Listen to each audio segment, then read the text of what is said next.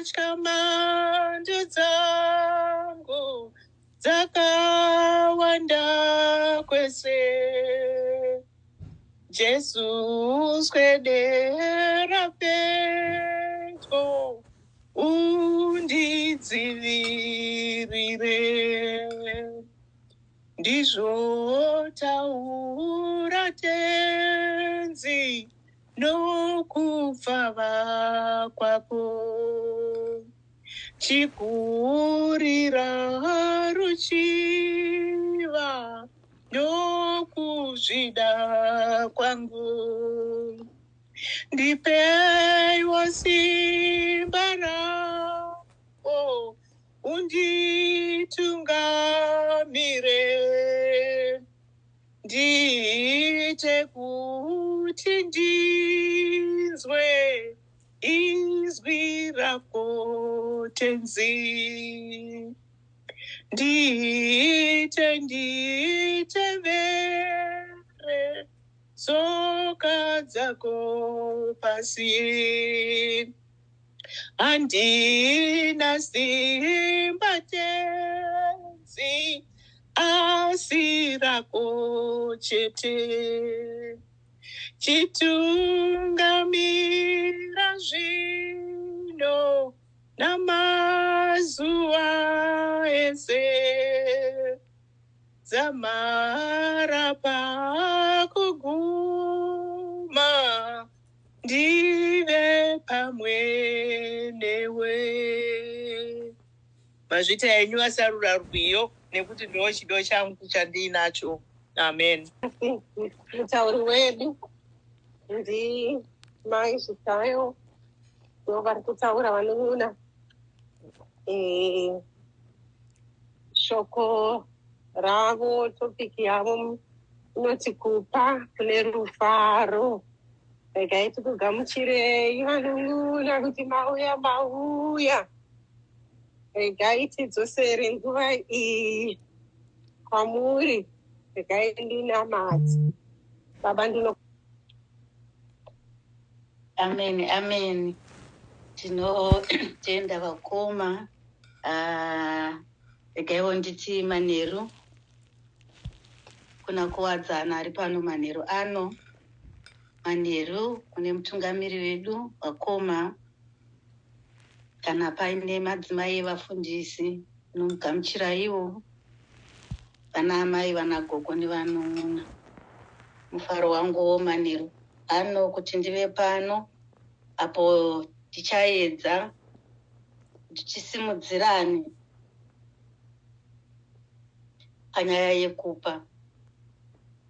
Mwari vazotibatsira apa tichaedza kuti tigoverane shoko Manheru ano. Patinozobva tinodayira kuti pane mumwe chete kana vaviriwo vanenge vazongoitwa naji nairo rishoko raMwari. Regai nditende nekundinamatira kwamaita vakoma ndigotendawo mother vandiimbira, Mother Nyatsambo Mazvita. Regaiwo ndikumbire vaverengi vedu kana varipo vandiverengerewo zviverengwa. Amen. Vaverengi vedu. Amen. Pamusoro isangano dzvene rakasarudzwa naMwari. Tichatangawo kuverenga chiverengwa chekutanga chiri kubva kune vaKorinde 2 chapter 9 kubva pavhesi 10 kusvika pa14 ndizverekani pa16. Is it 10 to 14 or 10 to 16? Anchanyatsoona mushi. 14. 10 to 14. Okay, thank you. So, Vakorinde 2, chapter 8, verses 10 to 14. Ndichatanga kuerenga. Verse 10. Uye herino zano rangu pane zvichakubatsirai pachinhu ichi. Gore rakapera makava vokutanga kwete pakupa chete, asiwo pakuva nechishuvo chokuzviita. Zvino pedzisai basa kuitira kuti shungu dzenyu dzokuda kuita izvi dzienzaniswe nokuzvizadzisa kwenyu maererano nepamunogona napo. Nokuti kana chido chiripo, chipo chinogamuchirwa maererano nezvine munhu, kwete maererano nezvaasina. Chisuwo chedu hachisi chokuti vamwe varerukirwe asi imi muchiremerwa, asi kuti pave nekuenzana. Verse 14 yekupedzisira. Panguva ino kuwana kwenyu kuchavawanisa zvavanoshayiwa, kuitirawo kuti kuwana kwavo kugokwanisawo zvamunoshayiwa. Ipapo pachava nekuenzana. Apa ndopanoperera chiverengwa chedu chekutanga. Chiverengwa chechipiri chiri kubva kuvaKorinde 2 chapter 9 kubva pavhesi 9 kubva pavhesi 7 kusvika pa9.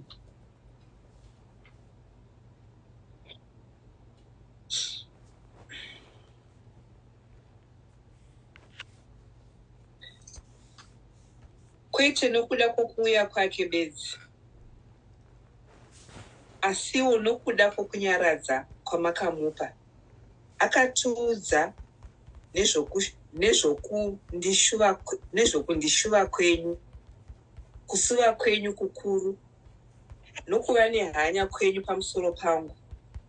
Saka mufaro wangu wakava mukuru kwazvo. Kunyange zvazvo ndakakuchemedzai netsamba yangu, handizvidembi nokuda kwaizvozvo.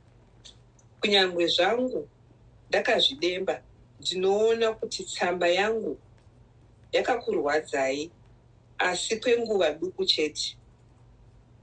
Verse 9.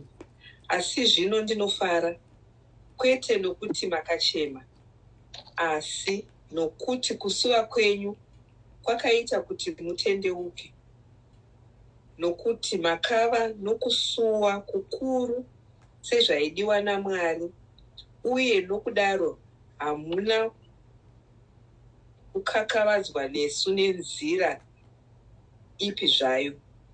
Apa ndopanoperera chiverengwa chedu chechipiri. 2 Corinthians 9. Yes, 2 Corinthians chapter 9, verses 7 to 9.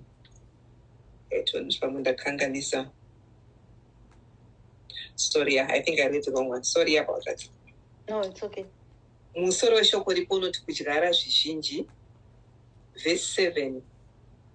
Munhu mumwe nomumwe ngaape sezvaakafunga mumwoyo make kuti ape, kwete kupa achitsutsumwa kana kuti achimanikidzwa, nokuti Mwari anoda munhu anopa nomufaro.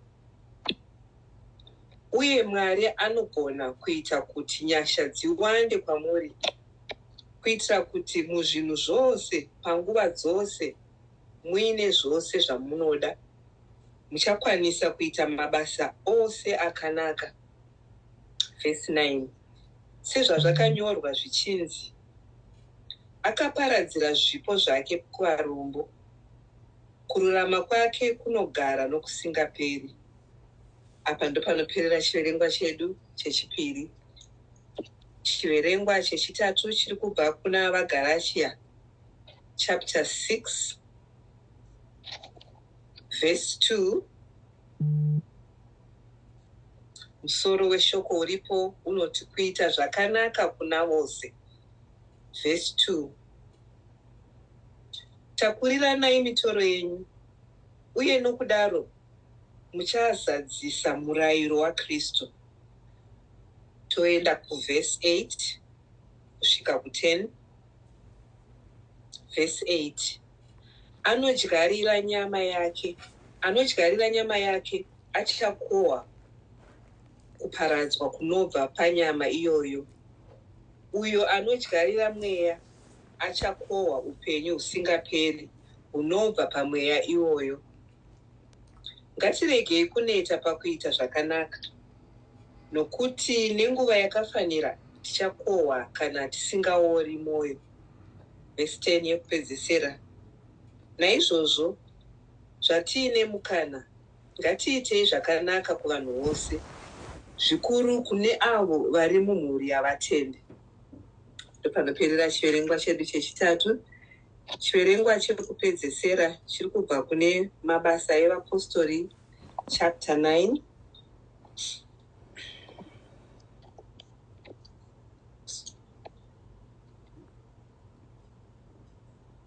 Mabasa eVapostori chapter 9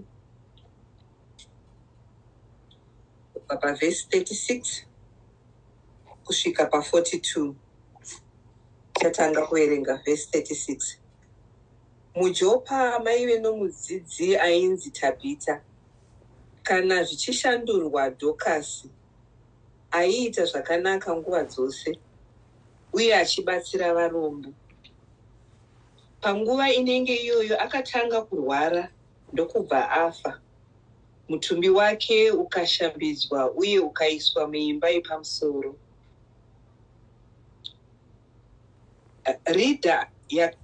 Ridha yakanga iri pedyo neJopa.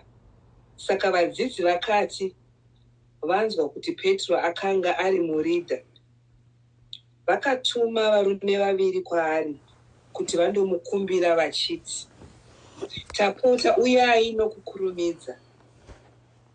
Petro akaenda navo, uye akati asvika, vakamutora vakaenda naye muimba yepamusoro. Chirikadzi dzose dzakamira dzakamupoteredza dzichichema, dzichimuratidza majasi nedzimwe nguo dzakanga dzaitwa naDhokasi panguva yaakanga achinavo. Petro akavaburisa vose mumba. Ipapo akapfugama namabvi ake akanyengetera. Akatendeukira kumukadzi akanga afa akati, Tabhita, muka. Iye akasvinura nemeso ake, uye akati aona Petro akamuka akagara. Akamubata noruoko, akamubatsira kuti amire netsoka dzake. Ipapo akadana vatendi nechirikadzi ndokubva amupa kwavari ari mupenyu. Vhesi 42. Izvi zvakazivikanwa muJopa yose, uye vanhu vazhinji vakatenda kuna She. Iri ishoko raMwari. Tinotenda Mwari, tinotenda zvikuru maikuru nekuverenga kwakanaka, kuverenga kunoparidza, kuverenga kunonzwisisika.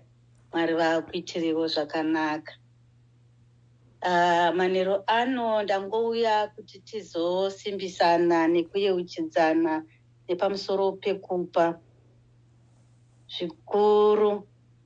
Zvikuru ndichiita appeal kune vanhu vose nerubatsiro rweManicaland bus disaster. Ngoti tikurudzirane, tibatsirane, tikwanise izvo zvatakatanga zvataurwa kuvaKorinde. Buy a blanket campaign. I think tose takaiona notification yakabva communications department yedu ichitaura nezve buy a blanket campaign. Gumbezi rimwe chete richinzi $30. Saka ndangoti regai manheru ano tingoyeuchidzana kudiwa kwatakaitwa naMwari nezvipo zvatakapiwa. Ndanonoka kubata Dr. Stem. Ndanga ndiri kuzoda sei kuti vambotitisa exercise yavakambotitisa rimwe zuva yekuti mbofungai, mumbovhara maziso enyu, mumbofunga kwamakange muri kumakore apfuura tichiri vadiki. ndinogaroita exercise iyoyo ndichingofunga kuti takadiwa sei naMwari. Vakatida Jehovha, vakatisika nemufananidzo wavo,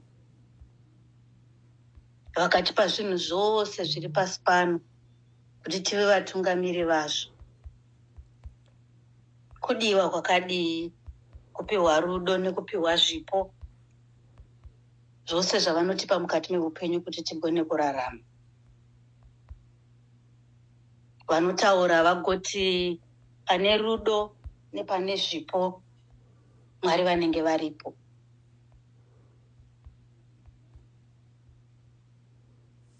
Saka manero ano regai ndiende kuchiverengwa chedu chatatanga kuverengerwa chetsamba yechipiri yekuvaKorinde nenyaya yekupa kwavatendi. Hanzi makatanga basa irori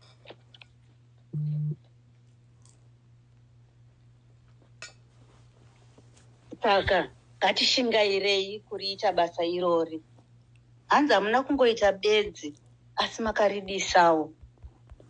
Patakanzwa nezvebus disaster iyoyo, I think tese takanzwa kubatikana zvikuru.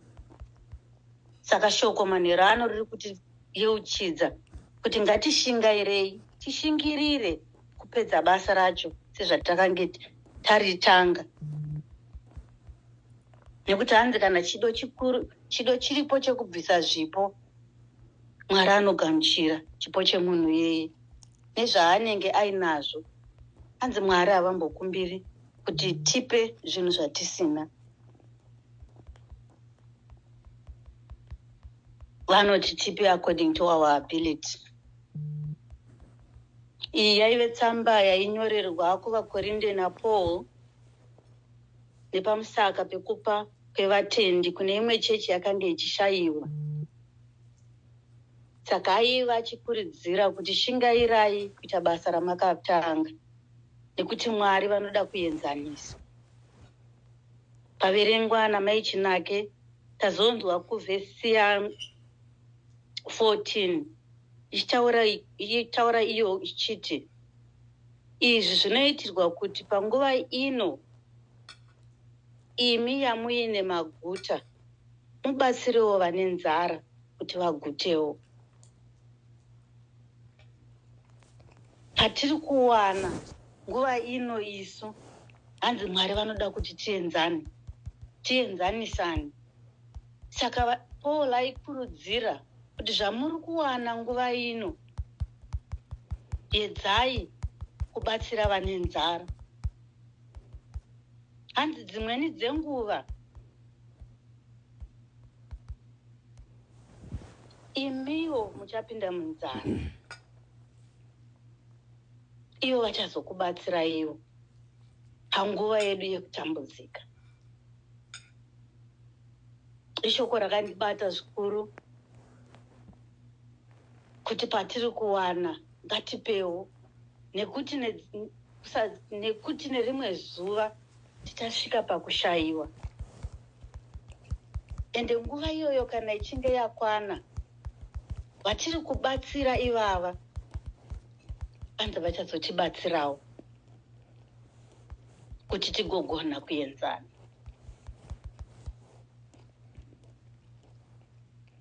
Mwari vazongotibatsira tingonzwawo mwoyo wedu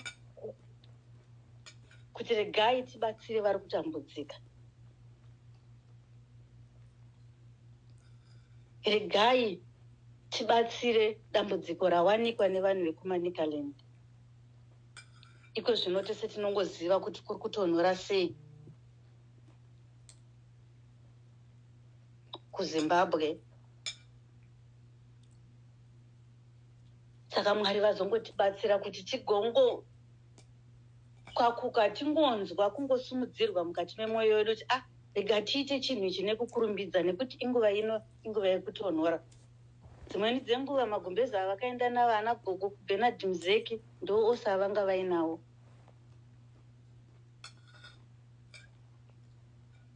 Saka Mwari vangotibatsira tingonzwa izwi raMwari richingotaura nesu manheru ano kuti let me do it. Kana ndisati ndaita, ndibatsire sekupiwa kwandinoitwa naJehovha. Kana ndichipiwawo zvakawanda, handingopa gumbezi rimwe chete. Mwari vanondibatsirawo, ndikapawo mairi, hanzi Mwari vanotibatsira. Ndo zvinodiwa, especially tichipa nemwoyo wakasununguka, nemufaro waverengwa kuna Vakorinde vechinaini. Vakorinde 9.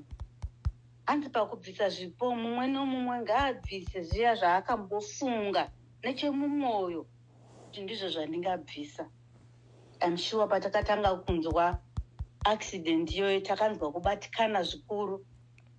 Patakaona advert flyer ichiuya takanzwa kubatikana zvikuru. Asi pamwe dzimweni dzenguva taakuzoenda kunoita masamu. Ndambe ndati hai ndichabvisa hangu magumbezi mairi. Taakuzoita masamu, taakuona kuti gumbezi rimwe chete ndo rinokwanisika.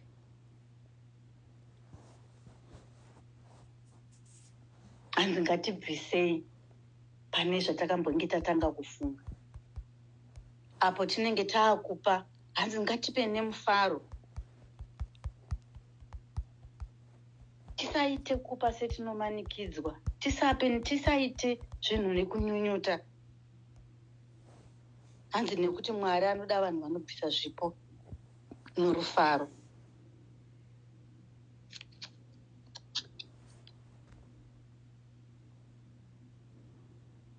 Kana tazokwanisa patinenge tagona kuita ipapo, hanzi zvinyorwa zvinotaura kuti vakapa zvizhinji nomwoyo wose kuvarombo.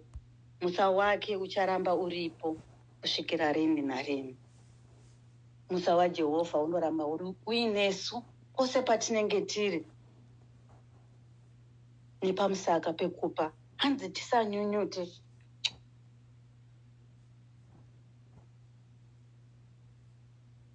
Apo tinenge tiri kupa,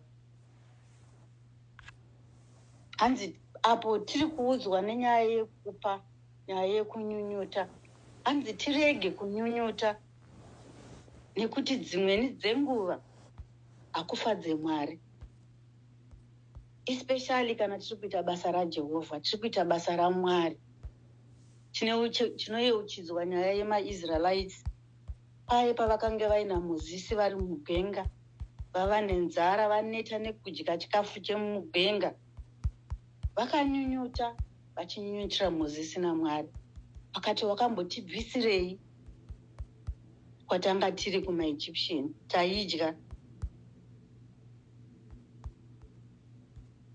Asi Mwari havana kufara nekunyunyuta kwaitwa nemaIsraelites. Hanzi Mwari vakazotuma nyoka.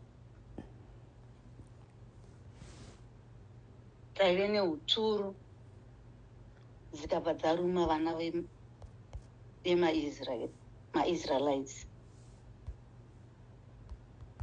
Mwari vazotibatsira kuti tigone kupa vanotambudzika nemwoyo yakasununguka, nemwoyo isinganyunyute. Tipe nemufaro, ende tipe sekupiwa kwatinoita naIshe.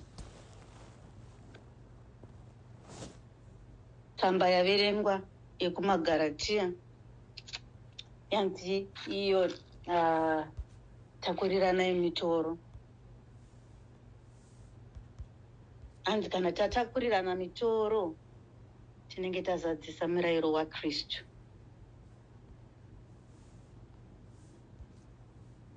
Tirege kuneta kuita zvakanaka. Tirambe tichipa nekushandira Mwari. Nekuti hanzi ivo Jehovha vanozotipawo makomborero panguva yakafanira. I think tese tiri pano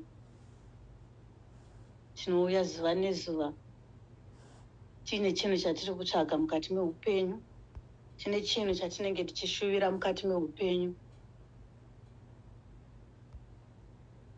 Tichinzwa shoko rinotidzidzisa neshoko rinotitsuura. Mwari vatibatsire kuti tigone kuvashandira nyama nemweya zvichiri pamwe chete, tigone kupa tichiri mumabasa,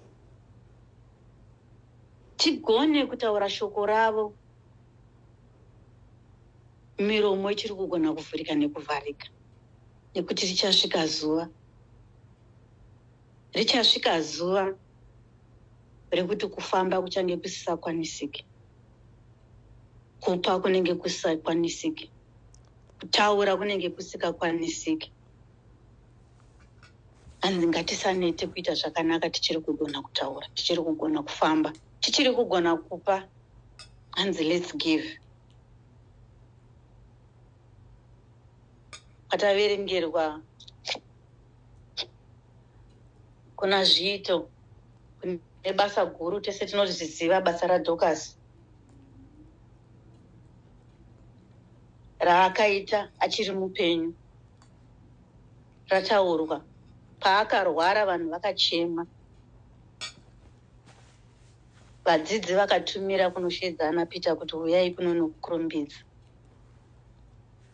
Paakasvika, madzimai ese vanga vari kungorakidza mbatya dzavakange vasonerwa naDhokasi.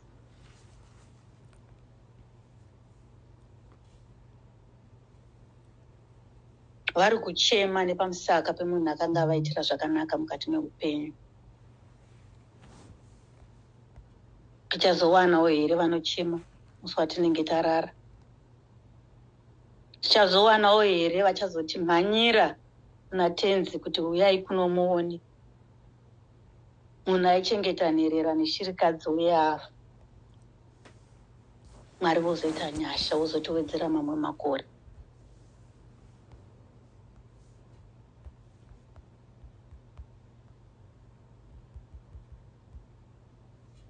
Ngatiitei basa raMwari, nyama nemweya zvichiri pamwe chete.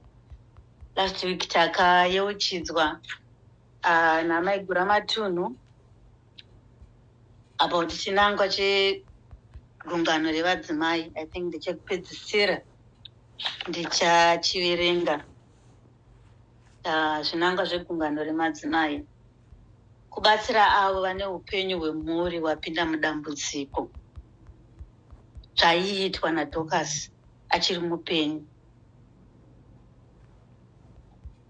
Let's be vana Dhokasi tichiri vapenyu, tivavarire kuita vana Dhokasi kune mhuri dzapinda mudambudziko. Takapikira apo takapfekedzwa sekuimbwa kwaitwa rumbo kuti Jesu ndakapika nechipiko changu. Tikagobvuma zvinangwa zvegungano revadzimai, ngatiedzei kubatsira vane upenyu hwemhuri hwapinda mudambudziko. Let's be ana Dhokasi mumakommunities edu, zvikuru sei uko takabva. Mwari vatibatsire kuti tigone kutondera nguva nenguva patakabva, tichiva vana Dhokasi mukati memhuri dzedu. Tichirimaindwa zvekare kuna Roma 8 chapter 12 verse 8, iyo inotaura kuti uyo anopa ngaape akasununguka, uyo anopa rubatsiro ngaape nechido, uyo ane basa rekunzwira vamwe tsitsi ngaaite nerufaro. Kungoyeuchidzana kuti apo tiri kuedza kubatsira vanhu vekumaNicaland, kana tiinacho chipo chekupa, takachigamuchidzwawo naJehovha, tikagochigamuchira Yesu vacho. Kana takazvipiwa zvipo izvozvo, ngatipe nemwoyo wakasununguka, nemwoyo une mufaro.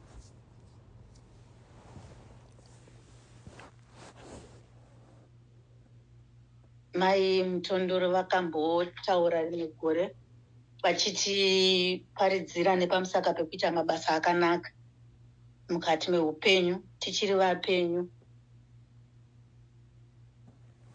Vakataura ivo vachiti Let's build generational blessings. Generational blessings. Hanzi tinodzivaka sei?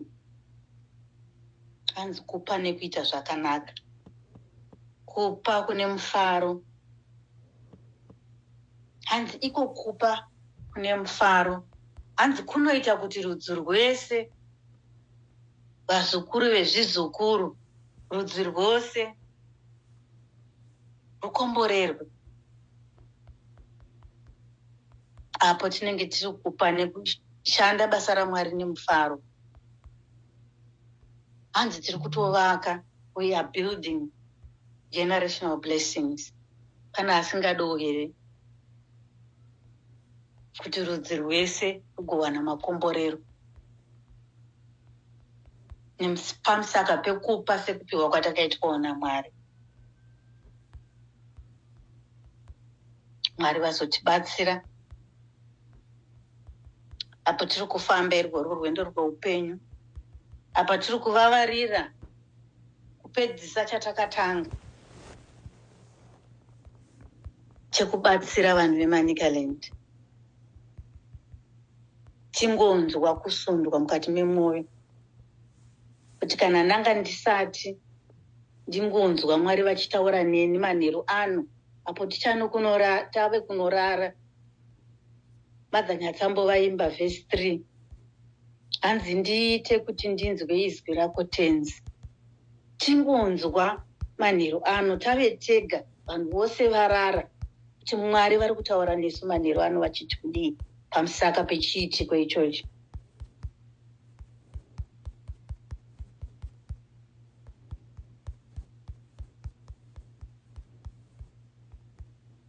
Mwari vatibatsire.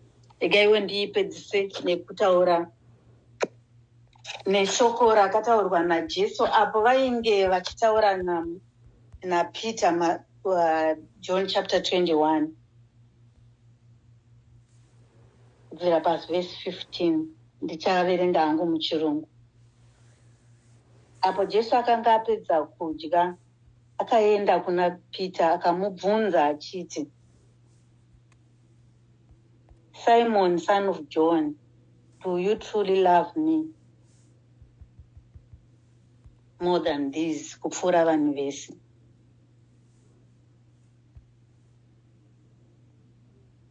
Iye akapindura kuti, yes, Lord, you know that I love you.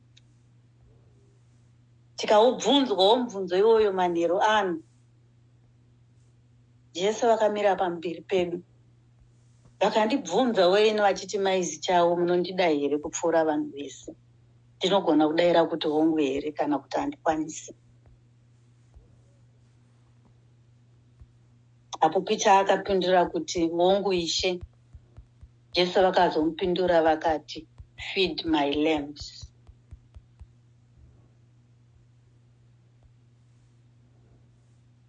Feed my lambs. Vakamubvunza zvekare akati, Simon Peter, unondida here? Akati, hongu Ishe, munga munozviziva. Akanzi, take care of my sheep.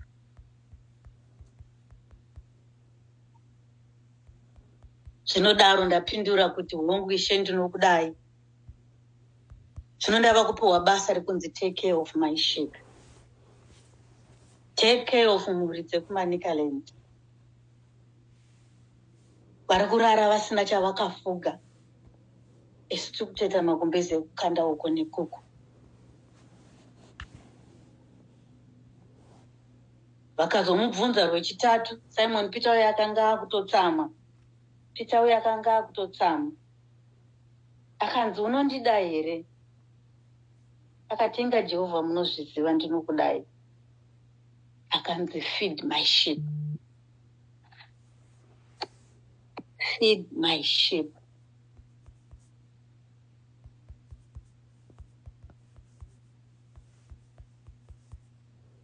Manheru ano tabvunzwa mubvunzo tapindura. Feed my lambs. basa ratiri kusiyirwa. Take care of my sheep.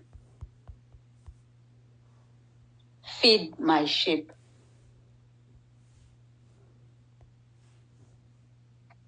Ndiro basa tasiyirwa manheru ano namambo Jesu. Semabvunziro avakange vaita kuna Peter, ngatingonzwai kuti ndini ndiri kubvunzwa mubvunzo wemanheru anhasi. Ndini ndiri kutumwa naJehovha manheru anhasi nechiitiko chakaitika. Ngatinzwei kusundwa namweya mutsvene, tinzwe kungosundwa nairori shoko manheru ano. Tipe sekupa kwatakapiwa naMwari. Tibatsire, tipe vari munzara, vari munhamo, vari mumatambudziko.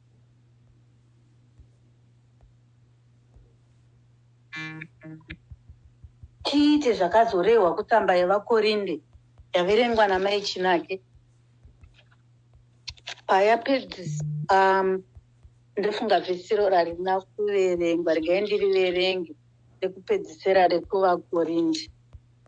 Rinotaura iro richiti, riri kwekutanga, hanzi ndakazopupura ndichiti vakabvisa zvipo zvavo zvizhinji kwazvo, kutopfuura pavaifungira. Vakaita izvozvi nechido chavo voga pachavo.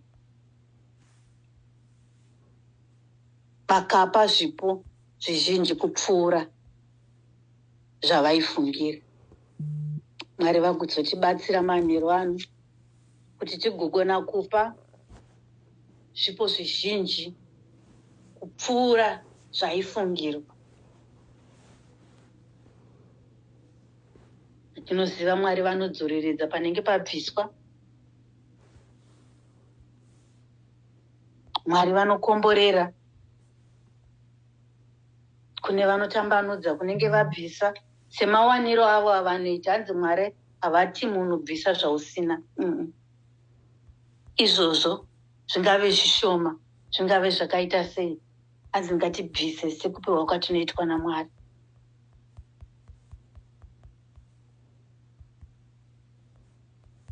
Mwari vazotibatsira kuti tigogona kuzadzisa basa ravo, tigone kuzadzisa icho chinhu takatanga.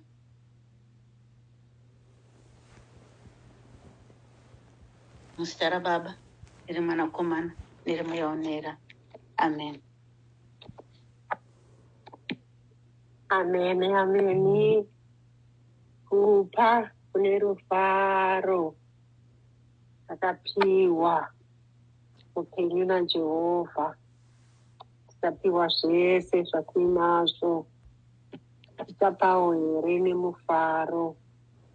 Munenge namaisvitawo Mwari vakuitirewo zvakanaka. Twese vangu vanogara vari kutaura tokunzwa tanzwa tasara kuita. Tachalenjiwa zvikuru. Ndongokumbira mumwe chete atitenderewo shoko. Amen.